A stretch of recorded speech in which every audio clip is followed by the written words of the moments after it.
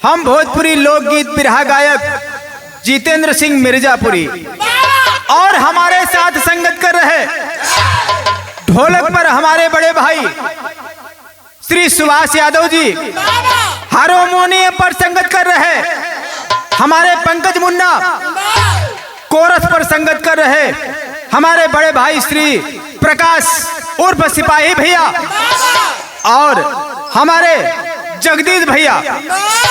आप सबके सहयोग से एगो नाम चर्चित जो उनकी इतनी समय चर्चा का विषय बनल बा, अयोध्या कांड, हम बिरहा के रूप में आप सबके बीच में भेजे जाते हैं। अब आशा करते हैं जैसे हमारे तमाम बिरहा के आप लोग सुनेलन और आशीर्वाद प्यार दुराल देवेलन, हमरे यहू बिरहा के आप लोग देहन। बिरहा में 4 लाइन भूमिका में भाव लिखल गल मास्टर साहब।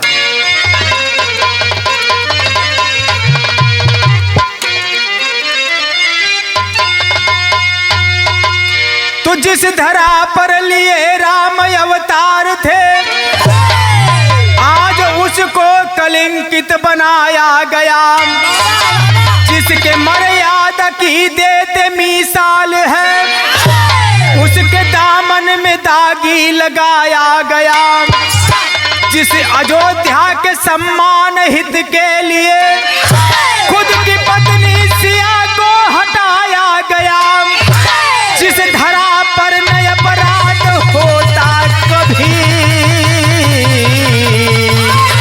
उस पे जितेंद्र अंगुली उठाया गया।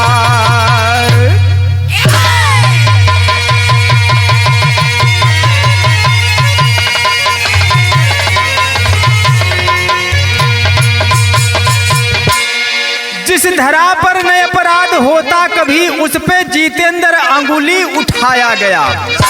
बहुत ही नामी और धर्मधारी धरती, जोने धरती पर भगवान मर्यादा पुरुषोत्तम श्री राम जी अवतार लहलन, वहां धरती पर कभी भी अपराध ना भयल, राम राज्य कायम रहल। पारे कलयुग, यह कलयुग में वो धरती पर का हो रहल बा, सिपाही भैया बिरहा में कवाली में भाव लिखल गल।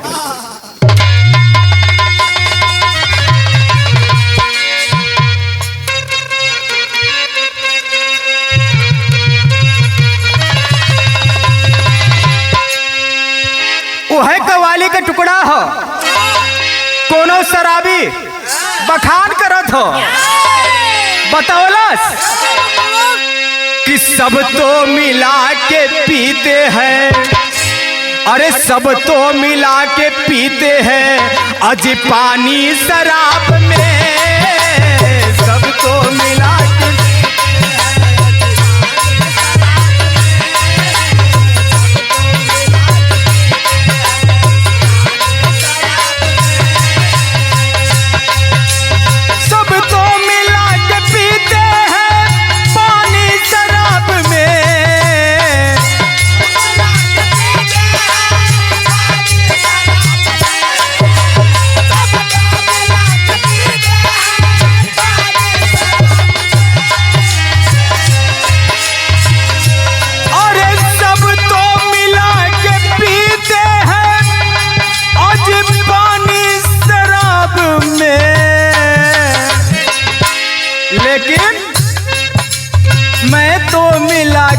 पी गया, अरे मैं तो मिला के पी गया जवानी शराब में। मैं तो मिला के पी गया।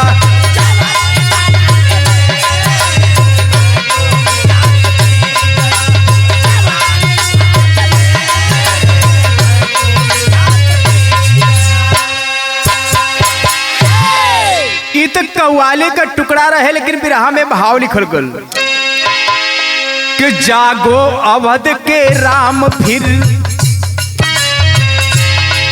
हे मर्यादा पुरुषोत्तम भगवान राम कहाँ सो गईला।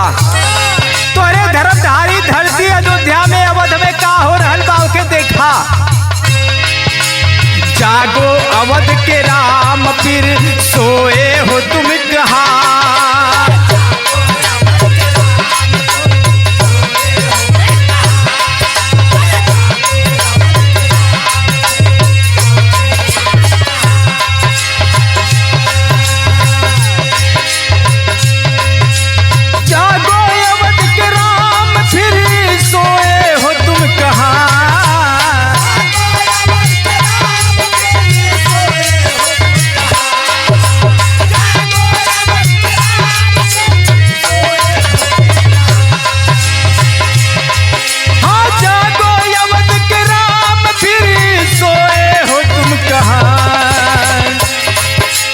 तुमको अवध पुकारती, तुमको अवध पुकारती, खोए हो तुम कहाँ।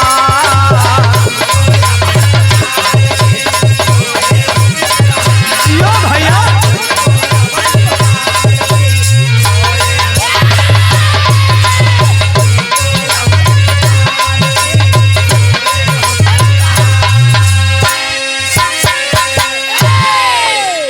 हे भगवान, हे मर्यादा पुरुषोत्तम भगवान राम, कहाँ सुतत हुआ?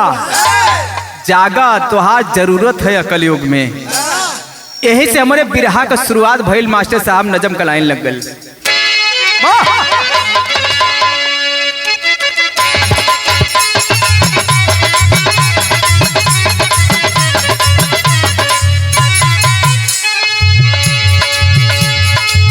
भदरसा गांव जिला फैजाबाद की बात सही, भदरसा गांव जिला फैजाबाद की बात सही, पूरा कलंदर थाना अयोध्या की घाट सही।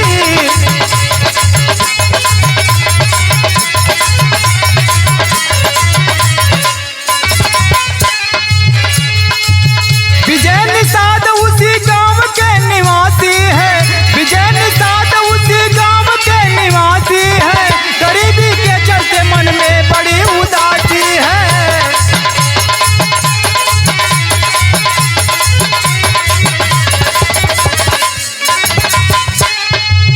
हुआ तबीयत खराब दवा ना हो पाया है, हुआ तबीयत खराब दवा ना हो पाया है, मौत को एक दिन गले से वो लगाया है।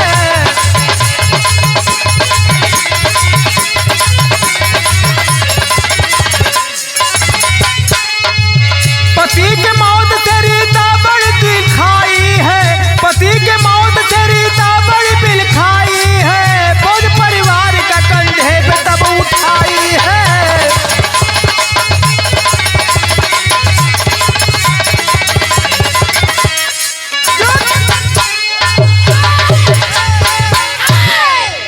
ए भैया, भदरसा गांव जिला फैजाबाद अयोध्या, वही गांव के रहे वाला विजय निषाद, विजय निषाद का पत्नी रीता, घर में 2 गो बिटिया और 1 गो बेटवा है, मतलब लड़का है। छोटा सा परिवार है, गरीबी में अपने जिंदगी का गुजर बसर करत हुअन, मेहनत मजदूरी जाके कई के अपने जिंदगी का पालन पोषण करत हुअन।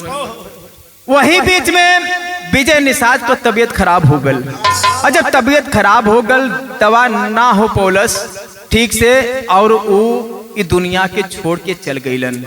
जब विजय निषाद का मौत हो गल, तो घर के परिवार का सारा लड़का लड़की का बोझ, पालन पोषण का जिम्मेदारी विजय निषाद का पत्नी रीता के ऊपर हो गल। बेचारी जाके खेत में मजदूरी करे, जहाँ भी काम पावे वहां जाके मजदूरी करे, जोन पैसा रुपया थोड़ा बहुत कमा के ले आवे तो अपने लड़कन के पालन पोषण करे। धीरे धीरे जिंदगी के बसर हो रहल बा, बिरहा में तर्ज लग गल।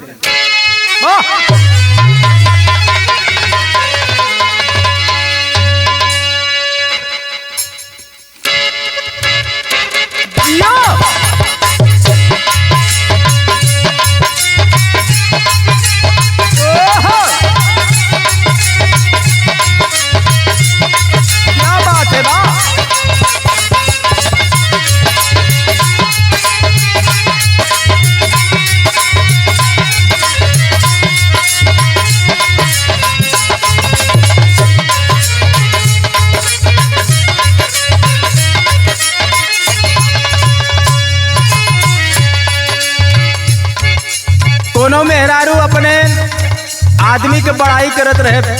सिपाही भैया कहे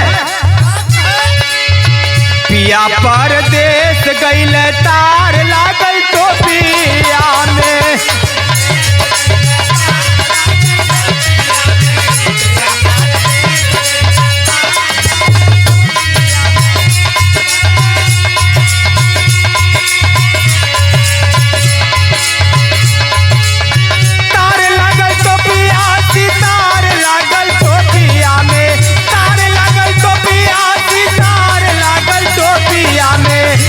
परदेस गइल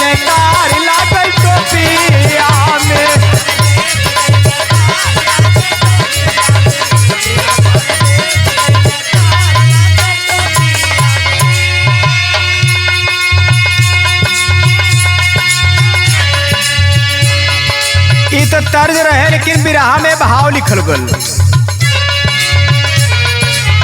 करे मजदूरी रीता गाँवा नगरिया में। जियो भैया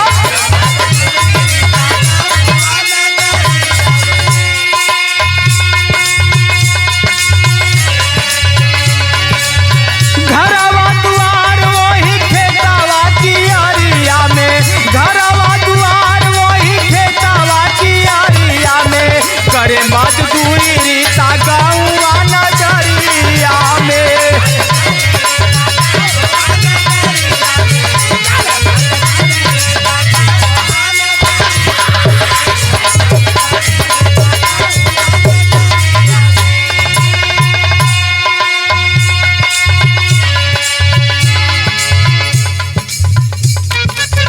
गांव घर में जाके रीता मजदूरी करे लागल, मेहनत करे लागल अपने लइकन के पाले पोसे बदे। भइल का गरीबी में अपन कैसो दिनवा बितावेली।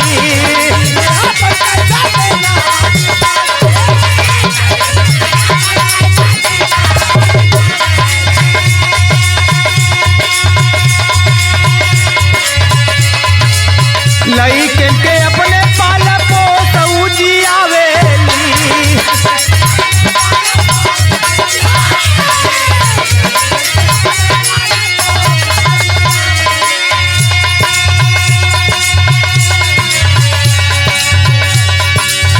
दुखवा के टूटल बा पहाड़ ओई बखरिया में। दुखवा के टूटल बा पहाड़ ओई बखरिया में। घरवा दुआर वही खेतवा की आरिया में।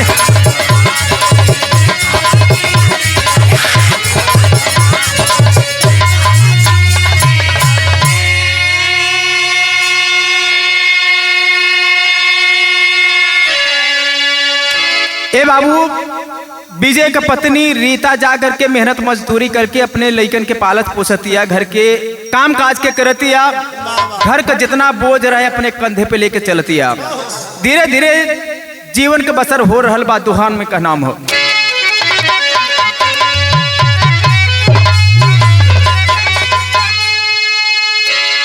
तो एक दिन पूजा काम करके लौटी घर की ओर।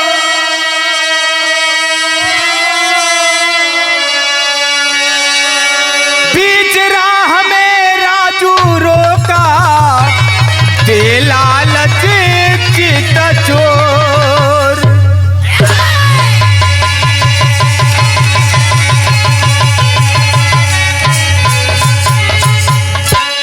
तो 20 कीट देने के बहाने बेकरी में लेकर आया है।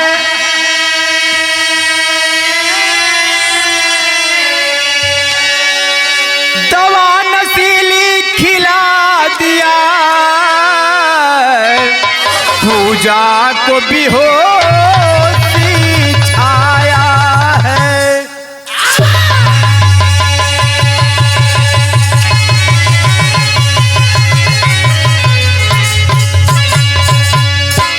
ए बाबू, रीता का बड़ बिटिया जो 13-14 साल की उम्र है, पूजा पूजा भी मतारी का हाथ बताओ बदे बेचारी जा करके जहाँ भी काम मिल जाए वहाँ जाके मजदूरी करे। एक दिन मजदूरी कई के काम कई के खेत से लौट रहे पूजा। शाम का टाइम रहे और आवत रहे घर की ओर। रास्ते में एगो बेकरी के दुकान रहे। बेकरी की दुकान पर एगो आदमी रहेला नौकर के रूप में, जेकर नाम राजू खान बतावल गल। राजू खान पूजा के देखलत तो जाके रास्ते में रोक लेहलस और कहलस, जान पहचान के रहे, वही गांव के रहे, जानत रहे। कहे पूजा ऐसन करा कि चला चला हमरे बेकरी में और तोहके हम बिस्किट खियाई। बिस्किट लेके इसके बाद जइहा। बिटिया लालच में आगर गरीब हो, कहे चला भैया चला। राजू लेके पूजा बिटिया के बेकरी के अंदर गईल। अब जब बेकरी के अंदर गईल बा तो उस समय भैल का बाबू बिरहा में तर्ज बदल गल।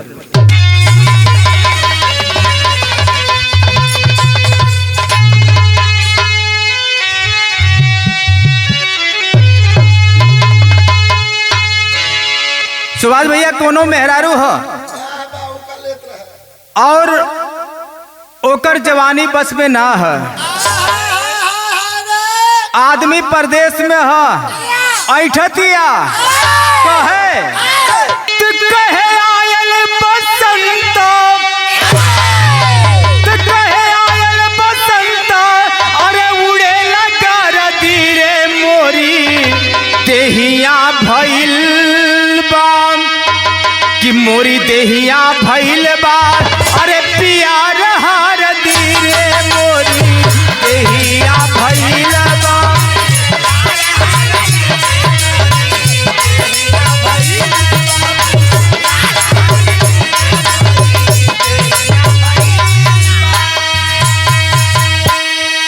ई तो तर्ज रहे लेकिन बिरहा में भाव लिखल गुल। तब पूजा के कपड़ा अरे उतारे पपिया हो राजू खान ओही बिटिया के घारे पपिया हो राजू खान ओही बिटिया के।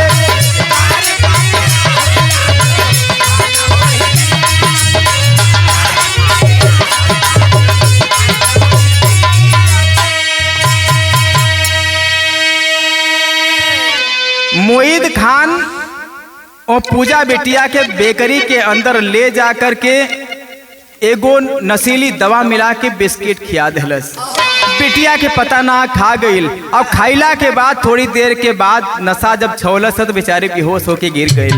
और जब बेहोश हो गए तो भइल का, बिस्तर पर ले जा कर के सारा कपड़ा तन से उतार दिलस। मोईद खान लूटे पूजा के इज्जतिया,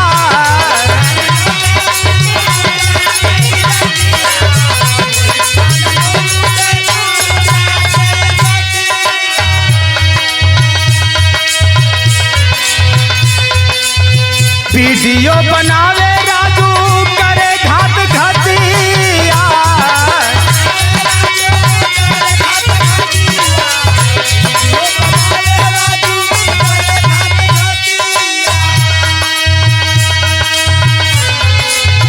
दोनों मिले मत भी करे पपिया हो राजू खान वही बिटिया के घारे पपिया हो राजू खान वही बिटिया के।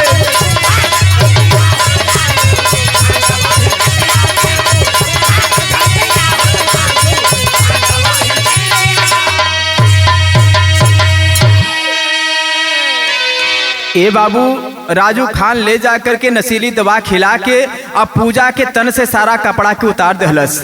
और उतरला के बाद अपने मालिक जोन बेकरी के मालिक रहलन हम मोईद खान वही जे है और जाके वो बिटिया के साथ मनमानी करे लागल, ओकरे इज्जत के साथ खिलवाड़ करे लागल, ओकरे इज्जत के लूटे लागल। मोईद खान जब इज्जत लूटत था तो ये राजू जो नौकर रहे ये वीडियो बनावत रहे। मोईद खान ने इज्जत लूट के जब बाहर चल गल तब आपन मुंह काला करे लगल राजू खान वह बिटिया पूजा के साथ मुंह काला कैलस, ओकरे इज्जत के लूटलस। और इज्जत लूटला के बाद भइल का बाबू तेरी में भाव लिखल गल।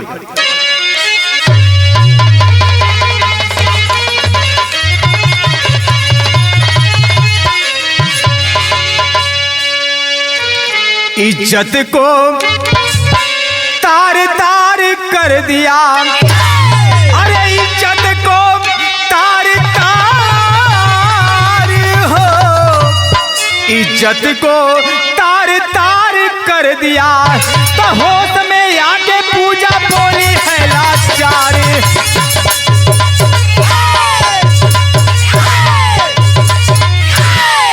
होश में आके पूजा बोली है लाचार, इज्जत को तार तार कर दिया। इज्जतिया लूटर रहे राजू खान नौकर तबले धीरे धीरे बेहोशी हटल बा और पूजा होश में आ गल।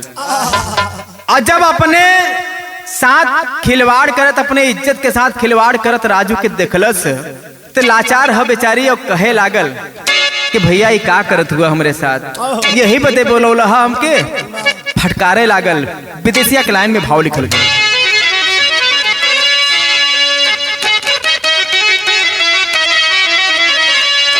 तो हो समय आके पूजा देखली हलती आके तनवा उघारी देखी बिल चिरैया।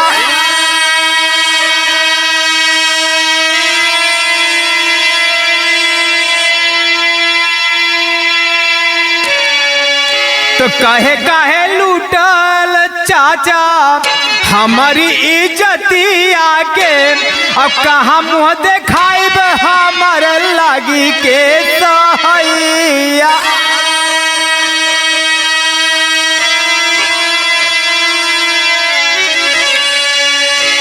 इतना सुनत मोहित राजू धमकावै लगल, अब वीडियो देखा के पापी कहनी दैया।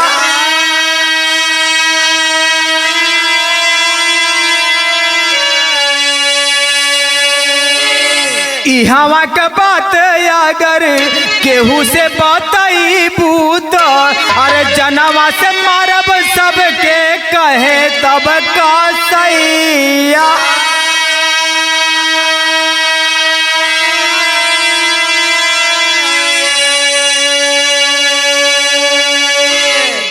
ए बाबू पूजा वहाँ नौकर राजू से बतियावत रहे, तब से वह बेकरी के मालिक मोहित खान जोन इज्जत लूट के पहले चल गल रहे, फिर भी अंदर आ गल। जब देखलस तो आंसू बहे लागल पूजा के और कहे मोहित खान से, पूजा रो के कि चाचा ये का करवावत हुआ, ये का कैला हमरे साथ। तो मोहित खान और राजू दोनों मिल के वीडियो ना जोन बनौले रहलन है, पूजा के दिखाए के धमकावे लगलन है कि ये बात अगर जाके बाहर केहू से, अपने घर में मतारी से, बहन से, भाई से, केहू से बतियाबू तो तोहरे पूरे खानदान के, तुरे पूरे परिवार के जान से मरवा दे। और ये वीडियो जो बनौले हैं एक वायरल करके सारी दुनिया के दिखा दे, बदनाम हो जाइबू। केहू शादी ब्याह तो से ना करी, तुहार बाप हुआ ना बेसहारा हो, गरीब घरे के लड़की हो, बड़ा नाम खराब हो जाए, तुहार कहीं के ना रह पेबू। ऐसे मुंह के बंद कई के रखा, केहू से कहिया मात धमकौलन है। बेचारी कपड़ा पहलस पूजा और बेकरी से निकलल आंसू के पोछत अपने घर की ओर चलल बा। जब चलल तो भैल का बाबू बिरहा में तर्ज बदल गल।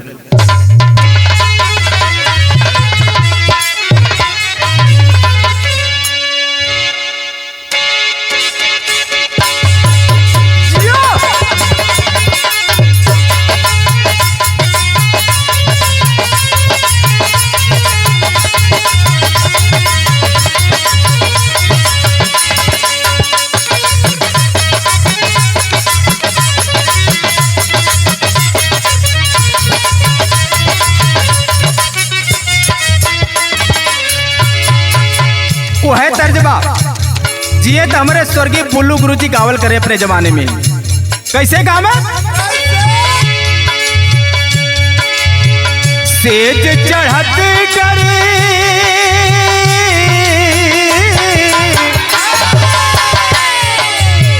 सेज चढ़त डरे लागे मोर गोइया, सैया घुघटा पट खोले रे, दुल्हा घुघटा पट खोले।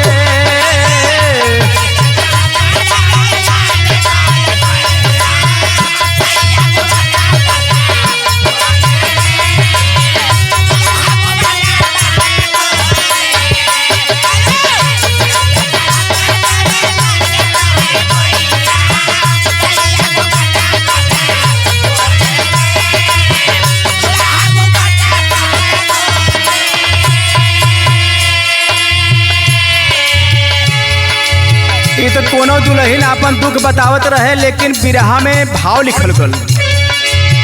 धीरे धीरे बीतल 2 महीना के दिनवा,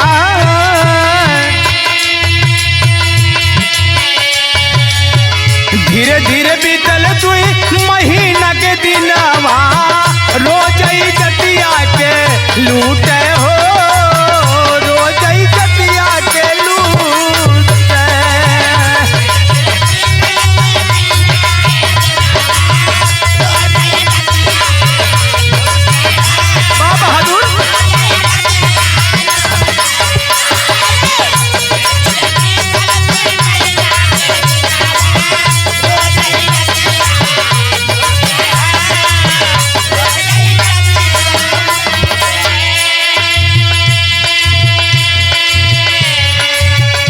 पूजा जब चले लगल अपने घर की ओर तो मोहित कहलस कि वीडियो हमारे पास रिकॉर्ड रखल है, जब जब हम तुम्हें बुलाए तब तब धीरे से हमारे बेकरी में तुम्हें आ जाए की पड़ी और हमहन को इच्छा के पूर्ति करे की पड़ी। धीरे धीरे 2-2.5 महीना के दिन बीत गल। बिटिया पूजा के वो बुलावल करे धमका के और राजू नौकर और मालिक मोहित खान बेकरी के दोनों वही बेकरी के अंदर वो बिटिया के साथ बलात्कार करे, ओकरे इज्जत के लूटल करे। धीरे धीरे भइल का बाबू पूजा के पेट में दर्द उठल भारी। यो बहादुर बा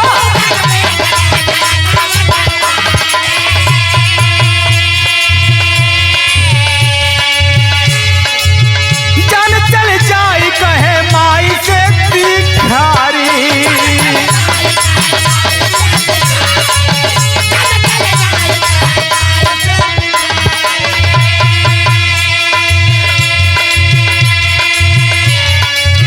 एक दिन बिटिया पूजा के पेट में दर्द उठल, रोए लगल धरती पर गिर के लोटे। दर्द असहनीय है। मतारी रीता पूछलिन के बिटिया का भइल, काहे रोवत हो? कहे माई का बताए हमारे पेट में बहुत जबरदस्त दर्द होत है माई, ना सही जात है। माई रीता कैलिन का तो रीता लिया के पहुंची डॉक्टर के समनवा।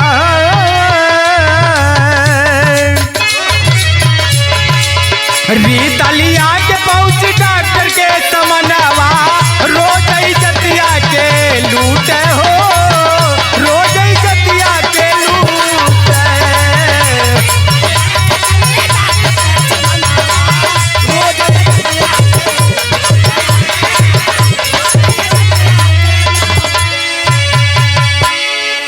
आनन फान में रीता अपने बिटिया पूजा के लेके डॉक्टर के पास गईलिन ह। डॉक्टर आला लगा के देखलन, सोनोग्राफी करवलन, एक्सरे करवलन। जब एक्सरे भइल, सोनोग्राफी भइल और रिपोर्टिया के जब डॉक्टर साहब देखलन हैं, अवाक हो गईलन। अरे बाप रे बाप, 12-13 साल का बिटिया और एक गर्भवती कैसे?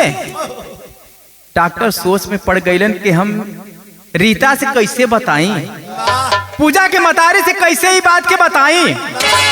लेकिन सच्चाई के डॉक्टर हुवन बताई है न तो काम कैसे चली।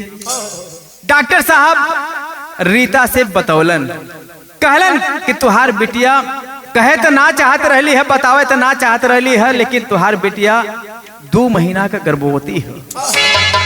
इतनी बतिया के जब रीता सुनली न तो रोवे लगली न, झर झर झर झर आंख से आंसू बहे लगल। अब बिटिया के पुचकारे लगली न, अब पूछे लगली कि बिटिया ई कैसे हो गल, कहाँ गलती कैलू? हुक्का फार के जब बतिया के सुनलस, पूजा तो रोवे लगल माई से लिपट के। कहे माई हम कोनो गलती ना कैली माई, हम अपने से कोनो गलती ना कैली। गलती भइल कहवा? पापट में भाव लिखल।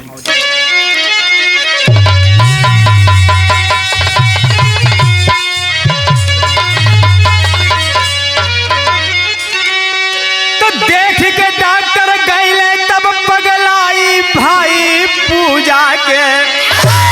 तो देख के डॉक्टर अरे गईले तब पगलाई भाई पूजा के।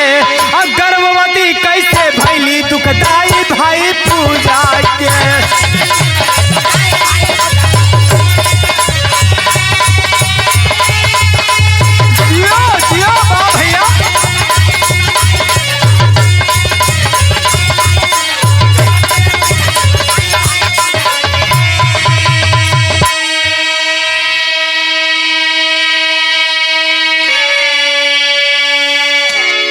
रीता पूछे पूजा से तब बेटी हमें बतावा हो, अब कैसे कहवा भैले सब हमके आज सुनावा हो। रीता पूछती अपने बिटिया पूजा से कि कहवा कैसे का भइल। तब का भइल? रो रो के पूजा सारी बात अपने मतारी से बतौलत कि माही हम एक दिन काम करके लौटल रही है शाम के टाइम और राजू भैया हमके बुला लेहलन है। मोहित चाचा के नौकर जोन हुआ वो हमके बुला लेहलन अपने बेकरी के अंदर दुकान के अंदर। अब बुला के बिस्किट खियौलन। हम बिस्किट खैली तेकरे बाद हमें पता ना रहल। जब हम होश में अली तो हमरे तन पे कोनो कपड़ा ना रहल और राजू भैया हमरे साथ गलत काम करत रहल माई। और एगो वीडियो बनौले हुअन जोने में मोहित चाचा हमरे साथ गलत काम करत हुअन माई। यही गलती भइल बा माई, बाकी हम अपने से कोनो गलती ना कैली। भइल का तो सुन के माँ की बात रही बिल खाई भाई पूजा के। तो सुन के माई की बात रही बिल खाई भाई पूजा के। गर्भवती कैसे भइली दुखदाई भाई पूजा के।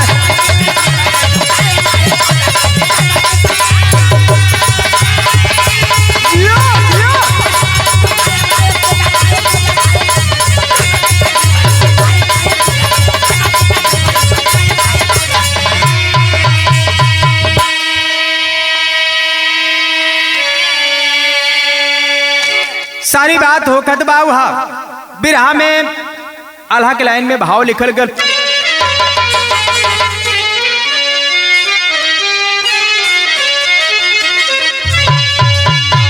रो रो के मतारी से अपने पूजा यह बतौला सुबाद भैया कि माई से रोई पूजा तो माई से रोई पूजा। अरे बातिया बतावे भैया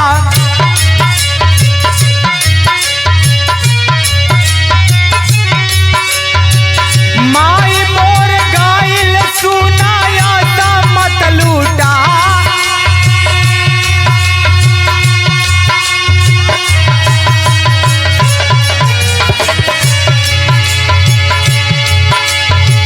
बिस्किट का लालच दे के हम के बोलवल ये माई।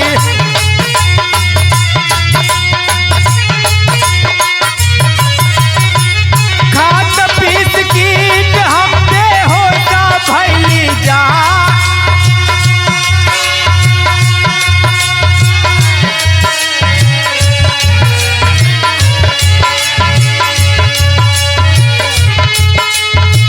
मोहित राजू लुटले हमारी सुन लाई जतिया माई।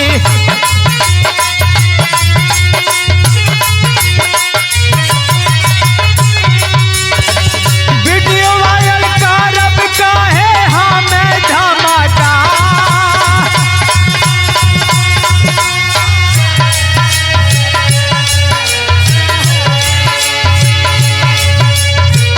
एही के डर से माई तो है ना बतवली हम।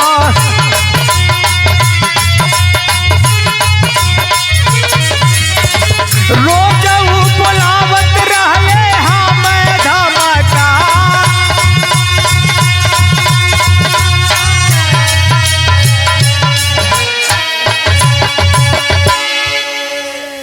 ए माई 2 महीना से हमके रोज मोहित चाचा और राजू बुलावल करे धमकी देके कि अगर ना जहिया एबे तो तोरे परिवार के हम जान से मार दे। तोरे मतारी के, तोरे भाई के, तोरे बहन के तोहू ना रहबे, जान से मार के खत्म कर दे।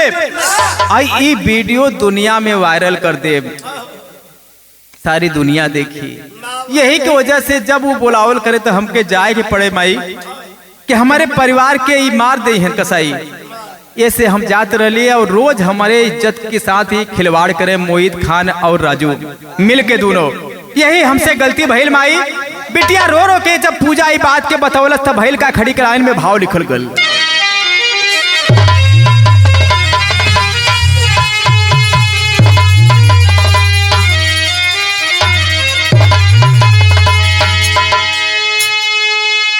तो सुन के बतिया बेटी का फाटेला छतिया।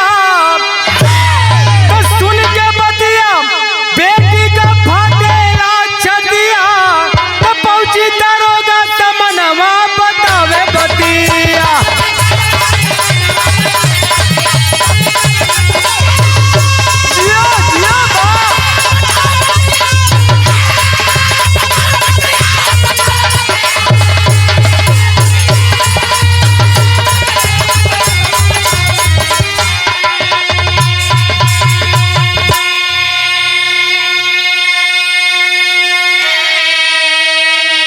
रीता तुरंत अपने बिटिया पूजा के लियवलस और वही मोहित खान के घरवे में पुलिस चौकी रहे, वहीं लिया के दरोगा जी के सामने वही चौकी में पहुंच गल तुरंत और जाके एगो दरखास्त लिखा के पहुंचल बा। दरोगा जी के जब सामने रखलस, दरोगा जी जब पढ़लन है तो उनमें 2 गो नाम रहे, बेकरी के मालिक मोहित खान और उनकर नौकर राजू खान। जब दोनों नमुआ के दरोगा जी पढ़लन है तो कहलन है डांट के कि दिमाग खराब है तोर, ये ऐसा मोहित खान कैसे कहलन, चल भाग जाए यहाँ से, आज के बाद इधर शकल मत दिखाना। उस गरीब औरत, लाचार औरत रीता को दरोगा डांट करके चौकी से भगा देता है और जब बेचारी भाग करके लाचार होकर के चली जाती है, उसका रपट नहीं लिखा जाता है। मोहित खान के दबाव की वजह से दरोगा रपट नहीं लिखता है, भगा देता है रीता को। और जब रीता को भगा देता है तो भैल का बाबू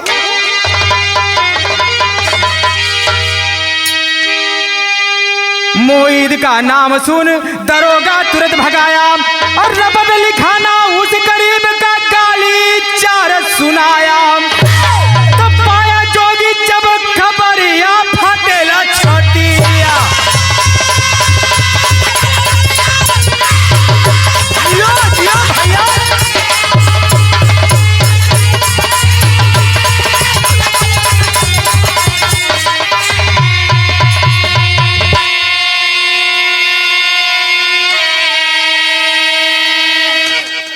दरोगा जी रपट नाल लिखलन वो बेचारी गरीब औरत रीता के, लेकिन न्यूज चैनल वाले लोग, यूट्यूब चैनल के लोग, न्यूज के लोग इतना वायरल कैलन ओकर समाचार पूजा के कि सारी दुनिया में शोर मच गल, सारी दुनिया में हाहाकार मच गल कि अयोध्या में इतना बड़ा बलात्कार, भगवान के नगरी में ऐसा बताया जाता है कि आज राज कायम है और राम के राज्य में और राम के नगरी में ऐसी दुर्दशा बिटिया के साथ ऐसा घिनौना काम। दरोगा रपट नहीं लिखता है बाबू। न्यूज चैनल वाले पेपर पत्रिका के माध्यम से जब ये बात हमारे उत्तर प्रदेश के मुख्यमंत्री माननीय योगी आदित्यनाथ जी को पता चलता है, 2 तारीख को उनसे मिलने के लिए रीता अपने बिटिया पूजा को लेकर के लखनऊ पहुंच जाती है। और जब लखनऊ पहुंचल बा जोगी जी के पास, उनसे सारी बात के बतौलस है। जोगी जी एक्शन में अइलन है और जब एक्शन में अइलन है तो भइल का बाबू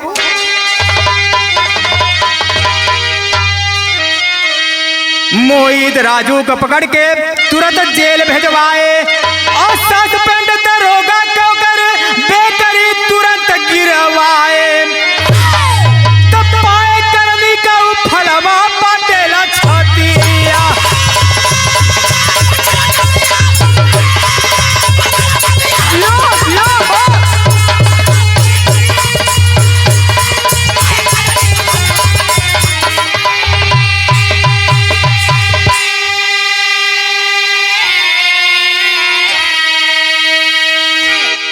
माननीय मुख्यमंत्री जी का मैं बहुत बहुत धन्यवाद करता हूं। उन्होंने उस बिटिया के लिए एक्शन में आए और उन्हें दरिंदों के साथ कार्रवाई किए।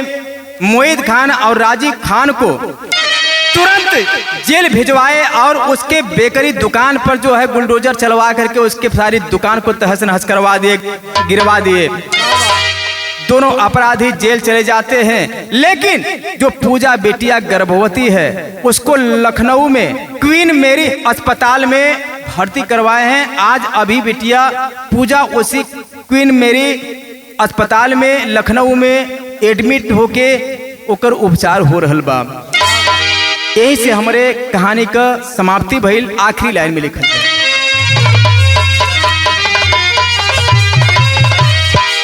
गुरु बिहारी गुरपतु गुर छैबर जी मोर पावन और सुखनंदन काशी बुल्लू के लागे गीत सुहावन।